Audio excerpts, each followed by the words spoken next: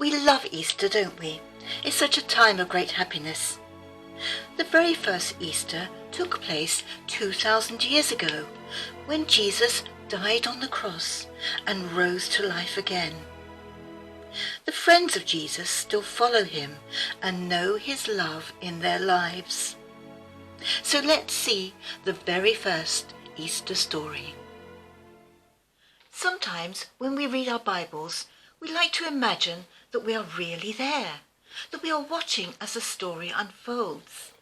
Can you imagine what it must have been like for children living in Jerusalem at the time that Jesus rode into the city on a donkey, just as we saw in our last story? Can you imagine that children would have seen Jesus? They may have seen him healing or calling children to come to him, listening to all the wonderful things that he would say and seeing all that he did. Here are some children: Ben, David, Samuel, Ruth, and little Elijah. They're here because it's Passover, a very special time for all Jewish families, when they celebrate how Moses led them out of slavery in Egypt. They're playing with palm leaves left in the street. They know Jesus is a good man, and they love him. But the children also know that there are many who don't like Jesus, and they want to kill him. How hard it must have been for the children to understand when they saw Jesus arrested by the temple guard, wearing a purple robe and a crown of thorns on his head, beaten and made fun of, and how much harder to bear. Then they saw Jesus carry a heavy wooden cross through the streets. The younger children did not understand, but the older ones knew that Jesus would die. The children would watch from a distance at the 3 crosses standing on a hill. They are so sad and can't understand why such a good man would be killed. The sky becomes darker until darkness is all around. There is a loud rumble and the earth shakes. It's an earthquake. The children hold tight to one another. They know something big is happening, and it's something that will change the world. And as the children walk sadly home, Jesus will be buried in a tomb. Jesus was buried in a tomb, which is a cave, with a large stone rolled against the entrance. Because Jesus had said, "After 3 days I will rise from death," an order was given that the tomb be closely guarded, so that none of the followers of Jesus could steal his body.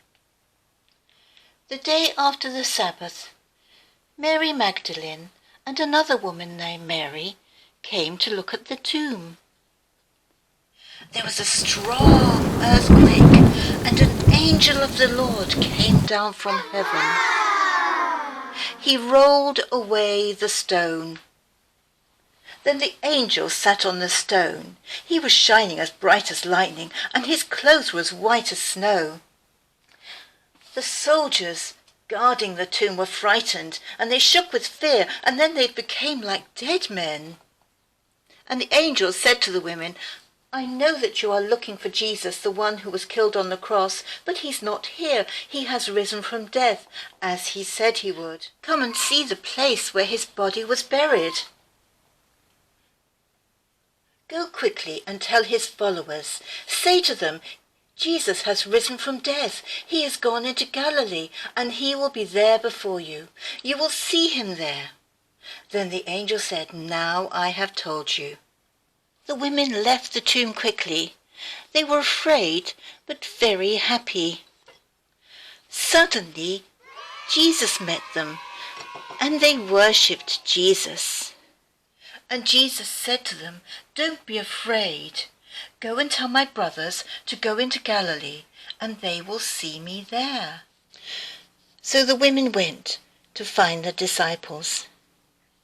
The guards who were guarding the tomb went back to the city and told the leading priests all that had taken place.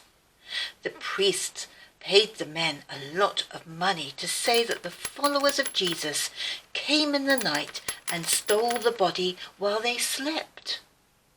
The soldiers kept the money, and many people believe their story to this day. Now the children can see that when Jesus died upon the cross, it wasn't the end of things. It was all part of God's plan, that Jesus should die to rise to life again, to show that he is truly God's Son. Many people saw Jesus after he rose to life, and I expect our children would have seen him too. And I think as they grew, they would know that Jesus had changed the world and given a hope to all men, that they too can know the love of Jesus. Happy Easter, everyone!